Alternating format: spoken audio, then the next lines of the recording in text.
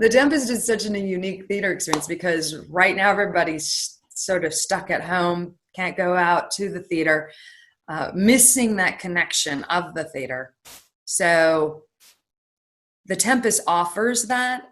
There is something rather magical too about VR. There is this world that you're all of a sudden immersed in. And everywhere you look, it's this magical world. I first fell in love with theater when I was just a kid playing with my friends. You know, we would create little stories and then we would act them out, you know, in the backyard. So it kind of started there. And then my mother saw that I was, you know, interested in doing performing, and she encouraged it. So I started doing theater at a very young age. I started doing theater when I was, oh golly, I want to say like 7 or 8 when I was doing, I played like Amaryllis and some production of The Music Man, and just enjoyed it very much, and continued with it throughout the years, you know, and as life goes, sometimes you go this way and sometimes you go that way. But I always came back to theater and to acting and performing. I fell into immersive theater in 2016. I saw a breakdown come through that was for a company that was doing a show called Entry. This would be with Justin Fix's company, JFI Productions. And I got cast in that, luckily, which was a wonderful experience, my first experience ever with immersive theater, where you're in and amongst the audience. You know, there's no real fourth wall, and your scene partner is the audience member. They just don't know the lines. And most of what I was doing in that particular show was improv anyway. So I fell in love with it. And then luckily I got cast in The Willows, which was another immersive theater piece that happened right after that. It was sort of a combination of dinner theater, but with an immersive twist. But it wasn't really like dinner theater because it was more like coming to somebody's house and and you don't know what's happening. You don't know why you're there. You just know you're part of a party. And then you come to find out you've been invited to a celebration of life for the son of the homeowner. And you go through this cocktail time and then into a meal. And then you get pulled off by different actors and to go down different trails. And all of a sudden you find out that you're, you know, downstairs with, you know, Angela doing some sort of crazy, you know, magical thing, or you're upstairs with Conrad under the bed, and everybody has sort of a different experience of The Willows. And then they get out, and when it's over, and they're all talking about, oh my God, this happened to me and this happened to me. And there is something magical when you're doing a scene and you kind of look at the other person. You don't know them from anywhere, that you've never met them before, but for a moment there's this beautiful connection of like, you're very important to me in this moment, and I'm telling you this from my heart, and you can see it in their face. And this particular production, The Willows, was picked up a couple of times, so 2017, 2018, and 2019, and it also went into a VR production with the Amaze app. So you can actually see it in virtual reality if you go online and find it. And it's like you're there. But that's how I found immersive theater. And that's just amazing. The Under has kind of grown into this whole world. So there is a multiplayer world or universe where you find yourself in what feels like a vaudevillian theater. And there's a stage with some pre-recorded acts. And then there are also live actors in the experience that interact with the players, for want of a better word. The players can't speak. They can do some magic. They can take off their masks and they can do some fancy magic, and they can snap and they can move around, but they can't speak. Only us actors can speak. So that's The Under, and we do all kinds of fun stuff in The Under. I have several different characters that I play in the under, and all the other actors as well, and their own different storylines and their own experiences, their own relationship with the players. Because what's been so interesting about that is there's been a whole community that has grown within the under of players who've been there for a long time, and then new ones will come in, and it's almost like, well, as soon as you walk in, you have friends.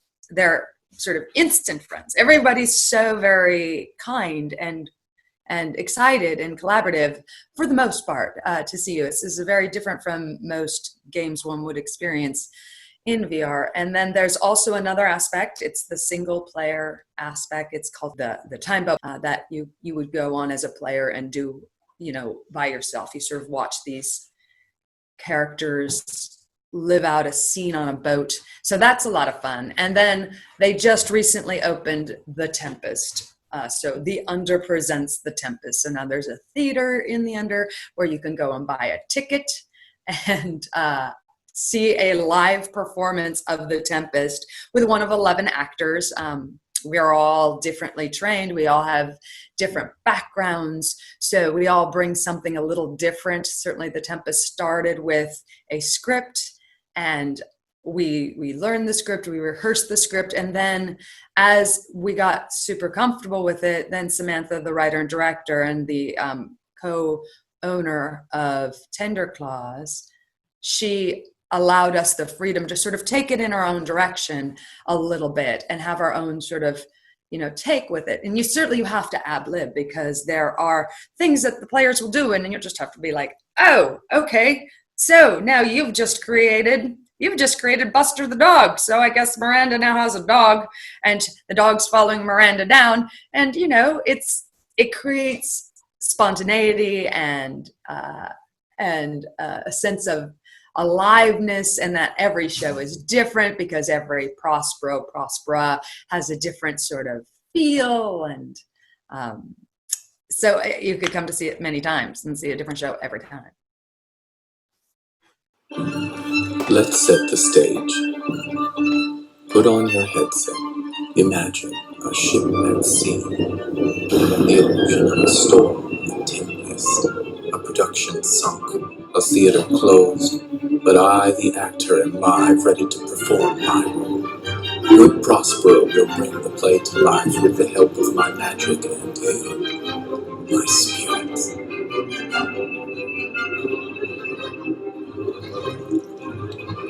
We are ready now to perform together. Approach my Ariel. Come.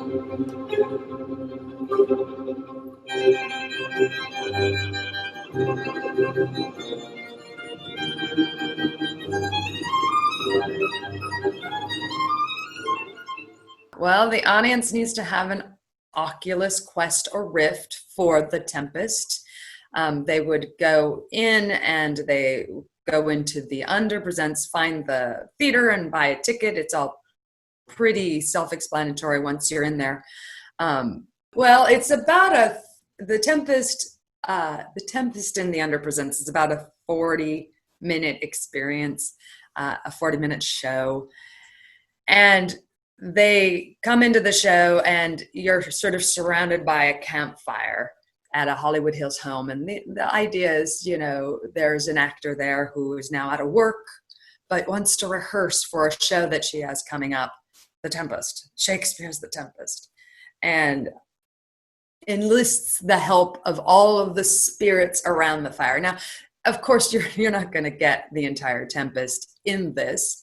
You're going to get good story arcs in that it sort of follows, in a general term, the Tempest story, but it's more about the themes and the ideas of magic and illusion, and we get to take you to different environments because that's the magic of VR. And we will often ask players to engage in some way. And actually, almost every scene, there's a way to engage with the players. So, like, we cast them in roles.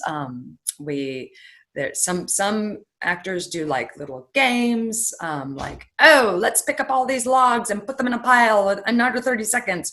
Or they can go explore we ask them to go explore the world a bit, and then we play a scene based on, some of the items in the world.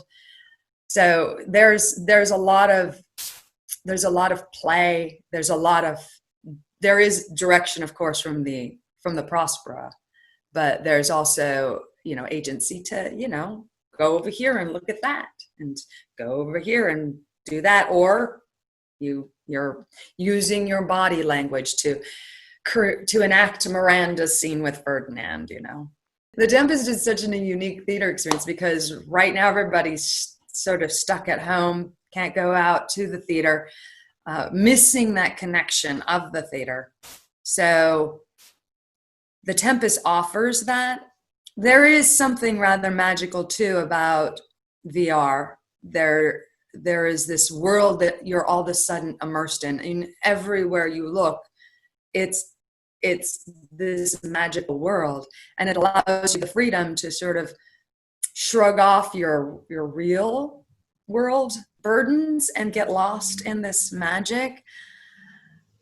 I think that there is also something quite interesting about the way VR has allowed people to connect. Like, even when I reach out to like hold somebody's hand in VR, part of your brain sees your hand going out to reach somebody else's hand, and the brain imagines what that feels like, fills in those pieces. And so if you shake somebody's hand, or if you give them a hug, there is a part of you that's satisfied by that imagery, and then your brain filling in the rest. So there's a beautiful connection that happens, a beautiful magic, an escape from the rest of the world. A lot of times we don't allow ourselves to play as adults, but it's proven to like stimulate brain growth and helps us with our cognitive abilities and memories. And it also allows us to just be in the moment and enjoy the moment, and not get goal oriented at, I have to be here at X time, I have to get this done. You get to play and just be in the moment. My favorite scene doing Prospero. Oh, there's so many. I think one of my favorite things is at the end of the blessing ceremony with the goddesses. We all get in there and we hug. We do a very big group hug, and then magical things will happen. Like, one of the players, like if they're fairly knowledgeable about the under, they'll know some magic spells and can create items in the world. So they created a big cupcake, this giant cupcake, which I said was the blessing ceremony cake that we could all have after the blessing ceremony. So after we hug, I like grab the cake. I'm like, here, have some cake. Let's do a face plant in the cake. And so we all just sort of put our faces in a virtual reality cake and just got a little crazy with the cake. It was fun and hilarious. I'm on Mondays and Wednesdays. We do, the show runs all week through September 30th. So shows are, this is all Pacific Standard Time. They're 4 to 7. So there's a show at 4, 5, 6, and 7 on Mondays through Fridays. And then on the weekends, it's 11, 12, 1, and 2. I only am on Mondays and Wednesdays. And it's random who you're going to get. You don't know who it is because there's several of us on in an evening. So you can see it many times and never see the same actor. Or you could see it twice and see the same actor. It's all quite random. But that's part of the fun. I want the audience to get a sense of fun, a sense of connection, a sense of play, a sense of an experience that they haven't had or couldn't have had before. Especially nowadays, while we're sort of stuck in sort of our routine, our day-to-day routine that's come out of being sheltered at home or staying at home or trying to limit our activities. It can get a bit redundant. I ate breakfast at this time and then I did this and this allows for a moment to not just watch Netflix, but to experience something that's completely different, and certainly completely different from any other of most of the VR experiences that are out there, which are, you know, a lot of single player shooting games and stuff like that. This is more community driven. The audience must come see The Under Presents Tempest because it's a magical experience unlike any other. First, that it's in VR, that they can attend from their home remotely, and also that they are not just watching it, they're also participating it. They will learn some magic that they can do, and they will become magical creatures. They will be, some of them will be in it, as Miranda, as Ferdinand, as a goddess. And there is no real pressure in that, because if anybody doesn't want to, then it's sort of easy to see that they don't want to participate in that. But there's also something that's liberating about being anonymous and being behind a mask. And in The Tempest, as a player, you literally have a mask that you can put on and take off. So you're behind this mask. I mean, it's not like you see the mask, you only notice it when you take it off, but it allows for them to shrug off the real world and just give themselves carnival license to do things they wouldn't normally do, and to play and have fun. So yeah, come out, see The Tempest and play with us. Is this the future of theater? I think in part, certainly a part of theater's future is in VR. As I said, we don't know where VR is going to go. It's in its infancy, and everybody, it's kind of been accelerated by the pandemic. Now everybody's sort of stuck at home looking for different ways to have an experience, to connect. And so there are so many different ways this can go, and it's going to be exciting to see where VR goes. As an actor, VR is important because VR is worth trying, because it is the future. There are more opportunities there than other avenues because it is so new.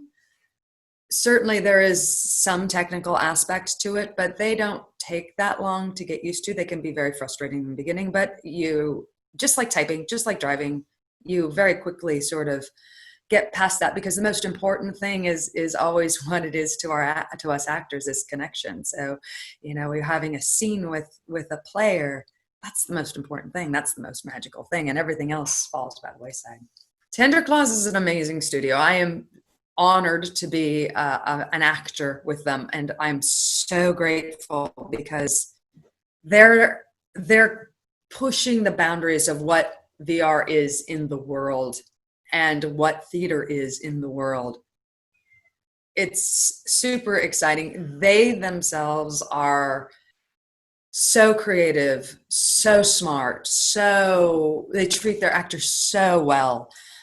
I'm super happy and grateful to be working with them. The Tempest is a small part of it, because then there's The Under Presents, then there's also the Time Belt. But even before that, they did another game which is magical, called virtual reality, and they've got other things in the works. So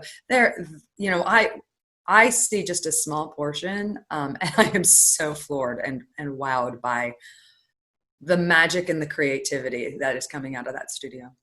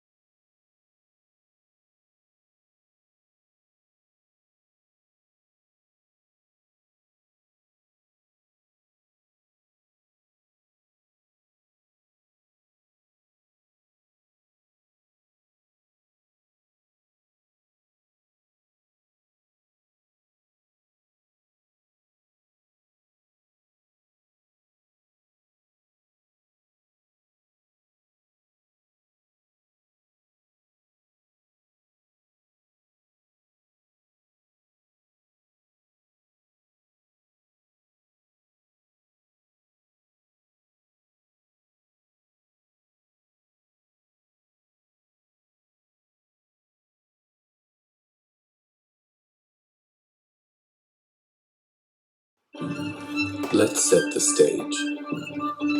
Put on your headset. Imagine a ship at sea. The illusion of a storm, a tempest, a production sunk, a theater closed. But I, the actor, am live, ready to perform my role. Good Prospero will bring the play to life with the help of my magic and my spirits.